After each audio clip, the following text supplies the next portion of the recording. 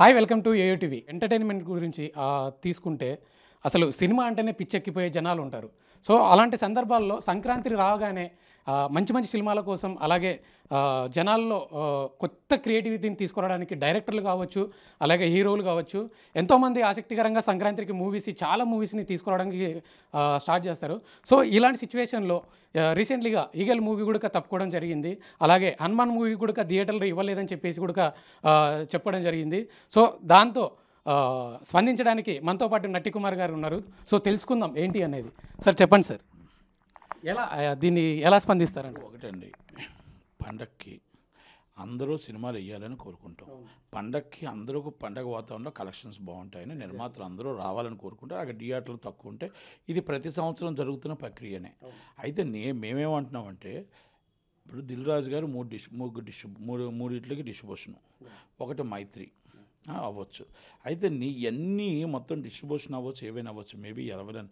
కానీ ఒక సీట్లో మనం కూర్చున్నాం కదా, ఆ సీటుకి మనం వాల్యూ ఇవ్వాలి. ఆ సీటుకి ఇచ్చి అందరికీ న్యాయం జరగాలి. మీకు 12 తారీఖు రిలీజ్ అవుతున్న సినిమాకి 30% హనుమాన్కి ఇవ్వండి, 70% గుంటూరు కారంకి ఇవ్వండి, తర్వాత 80% వచ్చి 10% వాళ్ళకి సైంధవాకి ఇవ్వండి, తర్వాత వచ్చి 10% వచ్చి వాళ్ళకి ఇవ్వండి, ఇది మా నాసామరంకి ఇవ్వండి. అప్పుడు ఇక్కడ కూడా అన్ని సినిమాలు బతుకుతాయి. అంతే తప్ప మీ ఇష్టం అన్ని థియేటర్లు ఒకటే థియేటర్ వేసేస్తాం, అన్ని థియేటర్లో మన గుంటూరు కారం ఆడుతాం, మేము ఒక థియేటర్ ఇవ్వనేది కరెక్ట్ కాదు. ఎందుకంటే ఇప్పుడు సినిమా ఇండస్ట్రీ బతకాలి. సినిమా ఇండస్ట్రీలో చిన్న సినిమా, పెద్ద సినిమా, ఇమీడియట్ నాట్ ఓన్లీ చిన్న సినిమా హనుమాన్, నాట్ ఓన్లీ చిన్న సినిమా ఇది నాటస్వామరంగా, నాట్ ఓన్లీ చిన్న సినిమా సైంధవ, 3 సినిమాలు 30 కోట్ల నుంచి 35 కోట్ల బడ్జెట్లు అయ్యి.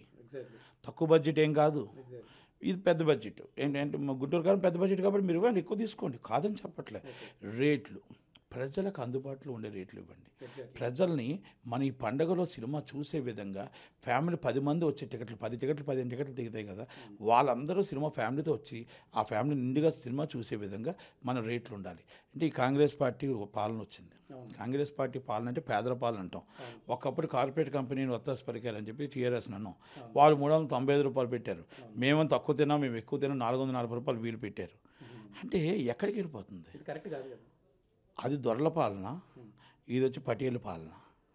అంతేనా? దొరల పాలన పటేల్ పాలన అయిపోయింది.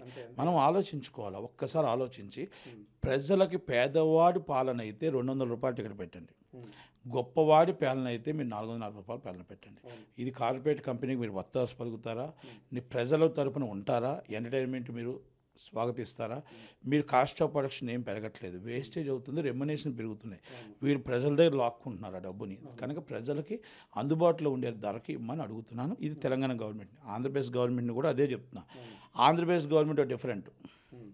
వాళ్ళ చుట్టాలు అయితే ఒకలా చేస్తారు, బయటోళ్ళు అయితే ఒకలా చేస్తారు. అది ఇప్పుడు ఈ మధ్య చాలా ఎక్కువైపోయింది సార్. అదే మన బ్రోకి వచ్చి రేట్లు లేవు. పేదవాడు సినిమా చూడాలి కళ అంటారు. భగవత్ కేసరి పేదవాడు సినిమా చూడాలి కళ అంటారు. అలా మీరు రేట్లు పెంచకూడదు అంటారు. అదే మీకు సలహాలకు వస్తాడు, రేటు పెంచేశారు. అది ఇప్పుడు మళ్ళీ నా సోమరంగా 35 కోట్ల బడ్జెట్ అయితే దానికి అప్పుడే అప్లై చేసుకున్నారంట, రేటు వచ్చేస్తుందంట. అంటే ఏంటిది? అంటే మీకైతే ఏదైనా వచ్చేస్తుందా? ఎక్కడికి వెళ్ళిపోతుంది? మీరు ఒక 100 కోట్లు దాటిన దానికన్నా ఒక జియో పాస్ చేసుకున్నారు. ఒక డిఫరెంట్ ఉన్నాయి కదా. ఇవన్నీ మీ ఆచరణ ఏమైపోతుంది? అంటే మీరు ప్రజల పాలన లేకపోతే మీ ఇంట్లో పాలన? ఇది అర్థం అవట్లే. ఇది జగన్మోహన్ రెడ్డి గారు అర్థం చేసుకోవాలి.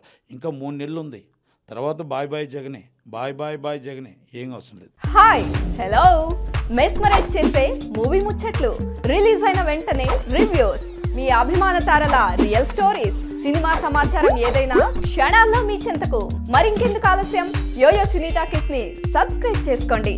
హలో నోటిఫికేషన్ కోసం గంట కొట్టడం అస్సలు మర్చిపోకండి.